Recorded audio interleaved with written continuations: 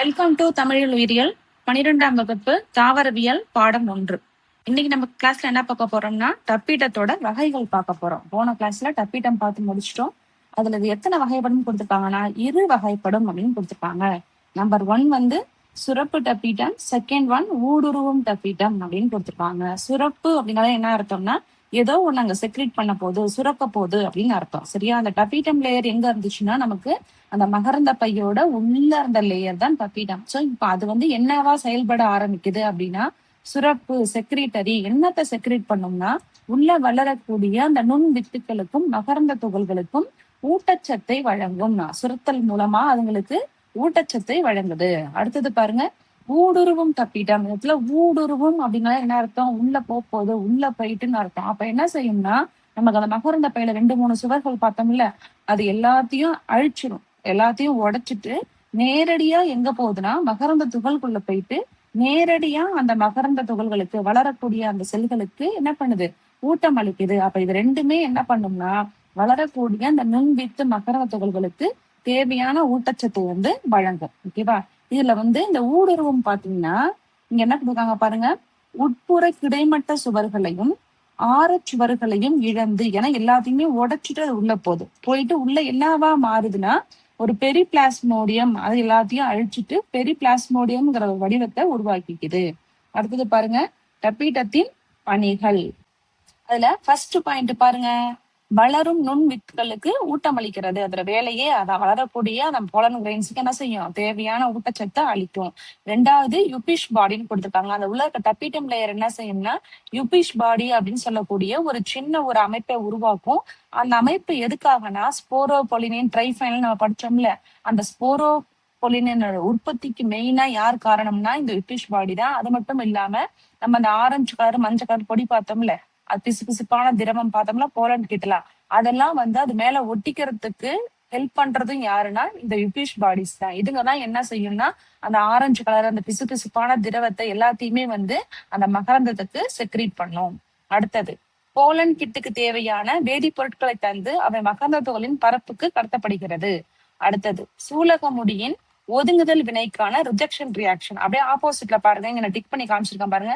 Sporopollenin, pollen kit, ட்ரைஃபன், ஓபாத்தன்மை, இது எல்லாமே உருவாக்குறதுக்கு யாரு காரணம்னா இந்த டப்பீட்டம் தான். ஓகேவா? அதுல உள்ள ஒவ்வொரு இதுவுமே என்ன பண்ணுதுன்னா அந்த மகரந்த துகள் வெடிச்சு செதறதுக்கான எல்லா வேலைகளும் செய்யுது. அதே மாதிரி இந்த ரிஜெக்ஷன் ரியாக்ஷனுங்கிறது வேற ஒரு மலரோட மகரந்த துகள் என்ன பண்ணக்கூடாது, இன்னொரு மலர்ல போய் விழுந்துச்சுன்னா, நான் எக்ஸாம்பிள் உங்களுக்கு சொல்லியிருப்பேன், பப்பாளி மரத்தோட போலன் கிரெயின்ஸ் போயிட்டு மாமரத்துல விழுந்துச்சுன்னா அது முளைக்குமா? கண்டிப்பா முளைக்காது. ஏன்னா ரெண்டுமே வேற வேற சிற்றினம்ங்கிறதுனால அந்த ரிஜெக்ஷன் ரியாக்ஷன் எல்லாம் பண்ணும்.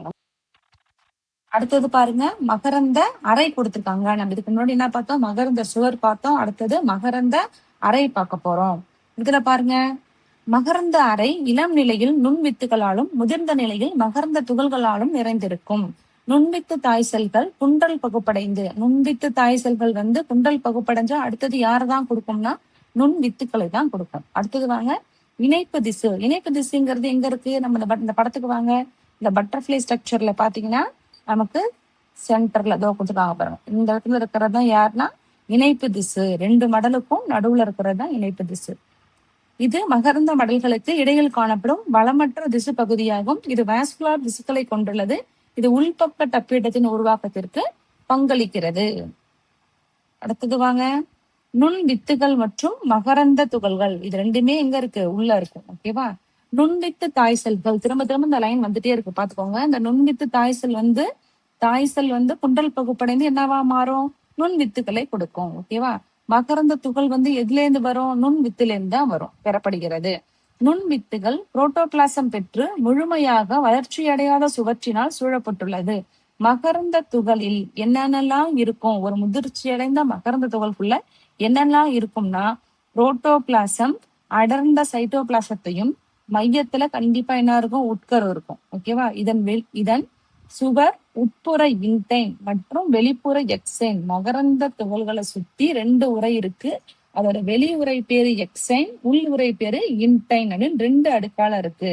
அந்த இன்டைன்ங்கிற லேயர்ல என்னென்னலாம் இருக்கும் அப்படின்னா பெக்டின், ஹெமிசெல்லுலோஸ், செல்லுலோஸ், டாலோஸ் மற்றும் புரதங்கள் அப்படிலாம் வச்சுட்டு சீரான மெல்லிய தடிப்புடன் கொடுத்திருக்காங்க. அப்படின்னா என்ன அர்த்தம்னா, இங்க நான் வரைஞ்சு காட்டுறேன் பாருங்க. மகரந்த துகளை சுத்தி 2 லேயர் இருக்கு. அதுல உள்ள இருக்க லேயர் வந்து சாஃப்டா இருக்கு. வெளிப்பக்கம் உள்ள லேயர் பாத்தீங்கன்னா இப்படி ஷார்ப்பா இருக்கும், முள்ளு மாதிரி இருக்கும். வெளிப்பக்கம் உள்ளது எக்ஸைன் லேயர், உள்பக்கம் உள்ளது இன்டைன் லேயர். இந்த இன்டைன் லேயர் எப்படி இருக்குன்னு சொன்னாங்க, சீரான மெல்லிய தடுப்புடன் இருக்கு. அதுவே அடுத்தது எக்ஸைன் வாங்க. எக்ஸைன் பாத்தீங்கன்னா செல்லுலோஸ், ஸ்போரோபொலினின், போலன் கீட் இதெல்லாம் எங்க இருக்கும்னா வெளிப்பக்கம் உள்ள எக்ஸைன்ல இருக்கு. ஓகேவா? அடுத்தது வாங்க. இப்பகுதிகள் சிறிய வட்ட வடிவில் இருந்தால் வளர்த்துளைகள் என்றும், சற்று நீண்டு காணப்பட்டால் பிளவு பள்ளங்கள் என்றும் அழைக்கப்படுகிறது. இப்பகுதிகள் சிறிய வட்ட வடிவில் இருந்தால் வளர்த்துளைகள் என்றும், சற்று நீண்டு காணப்பட்டால் பிளவு பள்ளங்கள் என்றும் அழைக்கப்படுகின்றன. இந்த வளர்த்துளைகள், பிளவு பள்ளங்கள் எல்லாமே உங்களுக்கு அடுத்த பேஜ்ல போலன் கிரெயின்ஸோட படம் வந்து தெளிவா கொடுத்திருப்பாங்க. நம்ம அதுல பாத்துக்கலாம். இவை மகரந்த துகளின் முளைத்தலுடன் தொடர்புடையவை. எந்த இடத்துல மகரந்த துகள்ல வளர்த்துளைகள் இருக்கோ அந்த இடத்துலதான் அது என்ன செய்ய ஆரம்பிக்கும், முளைக்க ஆரம்பிக்கும். முளைக்கிற அந்த வளர்த்துளை கிட்ட யார் இருக்க மாட்டான்னா ஸ்போரோபொலினின் இருக்காது. அதாவது என்ன சொல்றாங்கன்னா, நமக்கு மகரம் துகள்கள் வந்து இப்படி இருக்குன்னு வரைஞ்சு காமிச்சேன்ல, இப்படி ஒண்ணு இருக்குன்னு வரைஞ்சு காமிச்சேன். இதுல இந்த இடத்துல வளர்த்துளைகள் இருக்கும், சின்னதா ஒரு முட்டை வடிவத்துல. அப்ப இது என்ன பண்ண ஆரம்பிக்கும், சூலக முடியில விழுந்த உடனே இது முளைக்க ஆரம்பிக்கும். ஒருவேளை இந்த வளர்த்துளை வந்து இந்த ஷார்ப்பான பகுதி கிட்ட இருந்துச்சுன்னா இதால என்ன பண்ண முடியாதுன்னா முளைக்க முடியாது. ஏன்னா வெளிப்பக்கம் உள்ள லேயர் வந்து டஃபஸ்ட் லேயர் மேடப் ஆஃப் என்னன்னு படிச்சோம், ஸ்போரோபொலினின் அப்படின்னு படிச்சோமா. அப்ப அந்த இடத்துல அந்த வளர்த்துளை இருந்துச்சுன்னா அதுல கண்டிப்பா என்ன பண்ண முடியாது, முளைக்க முடியாது. அடுத்தது வாங்க.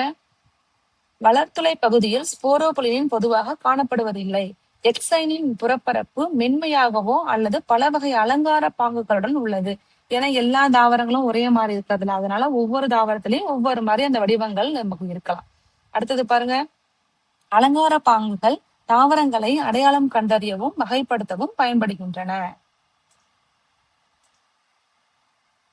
அடுத்தது மகரந்த துகளின் வடிவம் சிற்றினத்திற்கு சிற்றினம் மாறுபடும். ஏன்னா எல்லா தாவரங்களும் ஒரே மாதிரி இருக்கிறது கிடையாது. சில தாவரத்துல அப்படி கோலமா இருக்கலாம், நீள் கோணம், கதிர்கோள், மடல், கோணம் அல்லது திரை வடிவத்துலலாம் மகரந்த துகள்கள் காணப்படலாம். அதே மாதிரி மகரந்த துகளோட அளவு பாத்தீங்கன்னா 10 to 200 மைக்ரோமீட்டர் வரைக்கும் வித்தியாசங்கள் இருக்கும் அதோட சைஸ். அடுத்தது பாருங்க. இந்த சுவர் பொருள் அப்படின்னா அந்த மகரந்த துகளோட வெளிப்பக்கம் சுவர் பொருள்ல ஸ்போரோபொலின் உருவாக மகரந்த துகளின் சைட்டோபிளாசம் மற்றும் தப்பீட்டம் பங்களிக்கிறது. இது கரோட்டினாய்டுல இருந்து பெறப்படுகிறது. கரோட்டினாய்டுங்கிறது தாவரத்துல உள்ள ஒரு கலர்ஃபுல்லான ஒரு நிறமிகள். இப்ப பச்சையம்னு சொல்றோம் இல்லையா, அதே மாதிரி இப்ப பூ வந்து கலர்ஃபுல்லா இருக்கு, இலைகள் பழுக்கும் போது பச்சை கலர்ல இருந்து மஞ்சள் ஆரஞ்சா வருது. போலன் கிரெயின்ஸ்க்குள்ள மகரந்த துகள்கள் அது பாத்தீங்கன்னா மஞ்சள் ஆரஞ்சு நிறமா இருக்கு. அந்த கலர்ஃபுல்லான போர்ஷன் வர்றதுக்கு யார் வேணும்னா கரோட்டினாய்டுகள் நிரம்பி வேணும். இந்த போலன் கிரெயின்ஸ் பாத்தீங்கன்னா மகரந்த துகள் பாத்தீங்கன்னா இயற்பியல் மற்றும் உயிரிய சிதைவை தாங்கும் தன்மையுடையது. முக்கியமான லைன்ஸ் இதெல்லாம் பாத்துக்கோங்க. அந்த இயற்பியல் பயாலஜிக்கல் காரணிகள்ல இருந்து என்ன பண்ணாது, சீக்கிரமா சிதைவடைஞ்சு போகாது. அதிக வெப்பத்தை தாங்கும் தன்மை உடையவை. வீரியம் மிக்க அமிலம், காரம் மற்றும் நொதிகளின் செயல்களில் இருந்தும் பாதுகாக்கிறது. முன்னாடியே உங்களுக்கு சொன்னேன். ஏன் இப்படி இருக்குன்னா அந்த அவுட்டர் லேயர்ல யார் இருக்கா, ஸ்போரோபொலினின் இருக்கு. அதனால அது பிசிக்கலாவும் கெட்டு போகாது, சூரிய வெளிச்சம் பயாலஜிக்கலா செதஞ்சு மக்கி போகாது, அதிகமான வெப்பத்தை தாங்கும், எல்லாத்துலயுமே என்ன பண்ணிக்காத பாதுகாத்து வச்சுக்கும். எனவே தொல்லுயிர் புதைப்படிவுகளில் மகரந்த துகள்கள் நீண்ட காலம் பாதுகாப்பாக இருக்க இதுவே காரணமாகும். மேலும் மகரந்த பையிலிருந்து சூலக முடி வரையிலான மகரந்த துகள்களின் பயணத்தை இது பாதுகாப்பானதாக்குகிறது. இங்க என்ன சொல்றாங்கன்னா, ஒன்ஸ் அந்த மரத்தை வந்து அந்த செடியிலிருந்து அந்த மகரந்த துகள்கள் வெடிச்சு செதறிடுச்சுன்னா அடுத்தது அந்த பெண் பகுதியான சூலக முடியை வந்து ரீச் பண்ணி வளர்ற வரைக்கும் அது என்ன பண்ணிக்கணும், அதை பத்திரமா அதை பாத்துக்கணும். ஓகேவா? அததான் இங்க சொல்றாங்க. அடுத்தது பாருங்க. போலன் கிட் உருவாக்கத்தில் தப்பிட்டம் பங்களிக்கிறது. கரோட்டினாய்டு அல்லது பிளாவோனாய்ட்ஸ் அந்த மஞ்சள் கலரா இருக்கு இல்லையா, அதுக்கு காரணம் யாருன்னா இந்த நிறமிகள் தான். என்ன கலரா இருக்கலாம், மஞ்சளா இருக்கலாம், இல்லைன்னா ஆரஞ்சு நிறமா இருக்கலாம். இது மகரந்த துகள்களின் புறப்பரப்பில் காணப்படும் பிசுபிசுப்பான பூச்சி கொண்ட எண்ணெய் அடுக்காகும். இதெல்லாம் நம்மளுடைய படிச்சிருக்கோம். பிசுபிசுப்பா இருக்கிறதுனாலதான் அதெல்லாம் என்ன பண்ணுது, பூச்சிகள் மேலலாம் ஒட்டிக்க முடியுது. இது பூச்சிகளை கவர்வதுடன் புற ஊதா கதிர்களிலிருந்தும் பாதுகாக்கிறது.